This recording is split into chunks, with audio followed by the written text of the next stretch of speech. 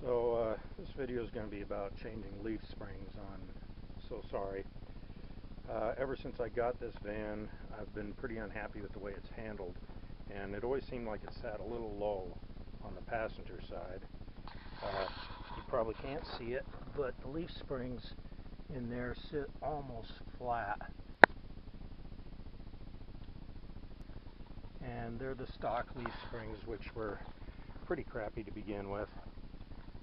They were only 960 pound ratings, and these are tired for sure. So it's time to change them out, and shoot a little video as I do it.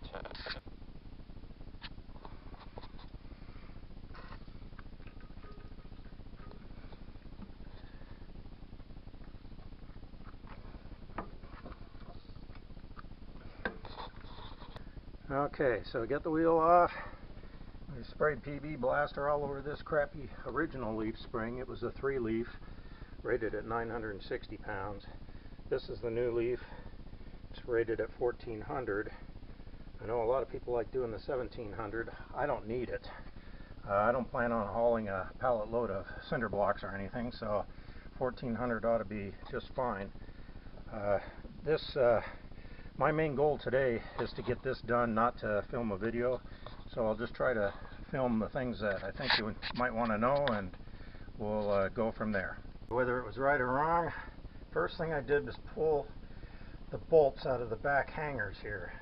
And I did that by jacking up the rear end, loosening the bolts, and then slowly lowering the rear end down until where the bolts were loose and I was able to pull them out. This way my leaf springs aren't tensioned and I should be able to get them off easier. So 16 years these bolts haven't been undone, and I'm telling you, they are bloody tight. When I first got a wrench on them, got them to move, you know, they made that loud popping sound like barely moving them. I did that until I got them moved a little bit, and then I sprayed them with PB Blaster again. I'm going to let them sit. Okay, with the nuts all off and everything, if you can knock out the U-bolt, and then just take a big screwdriver and pry up on the back side of this, and you'll be able to get the whole clamshell right off. It's that simple. You already have the bolt out of the back of the leaf spring, so go to the front, pull that bolt out, and you can take the whole leaf spring and roll it and take it out to the front of the vehicle, and you don't have to undo any brake lines. So to get these springs to fit in the clamshell, because they're bigger, what I did is I took this nut off here, pulled the pin out. In here are steel plates. I pulled them out and I cut little rubber ones out of, this is out of an old inner tube. And I'm putting them in there just so it doesn't squeak. And then I'm going to bolt it back together.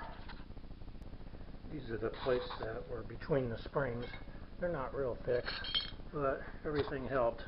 Didn't have a whole lot of room in there. Okay, now it's all bolted back together with the rubber in there. But this part right here is going to be too long, so I'm going to have to cut about 1/4 inch off of that in order to make it fit. Okay, so the spring is in place. I can't use the rubber isolators because there just isn't enough room. The clamshell sits too high, won't tighten down right. So basically I've done inner tube here too, and just to add a little bit of rubber between. And you can see I'm putting in a 4-degree wedge, because one of the issues once I put the lift in this was the pinion angle was all screwed up. It seems to be common on these, so that you get a little bit of vibration at low RPM or low speeds.